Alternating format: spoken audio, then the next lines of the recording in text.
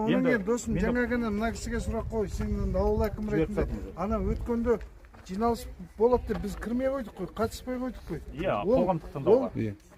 Жол салайық па деп бізден рұқсат сұрау үшін жиналыс болды. Ал біз қатыспай, ал бірақ енді біздің немізсіз олар кәдімгі трассақ қойды. Олар неге салады? Ол заңды ма? Рұқсат берілмеген жерге салып қойды ғой. Неге салып салады? Бүгін міне 7 апрель. Мынау міне акимат. Құм халықты жиналысқа айтпай, өздері жиналыс ашып, міне қаншама орган адамдарына дейін бәрі жиналып, жиналыс жүргізбекші. Маралды ауылының халқы жиналып, не жиналысқа кірмей, сыртта бәріміз күтіп тұрмыз. Халықсыз қайдағы жиналыс, қайдағы слушание өтеді оларға міне. Бір тірі пенде кірген жоқ әлі ішіне. Тірі пенде кірген жоқ.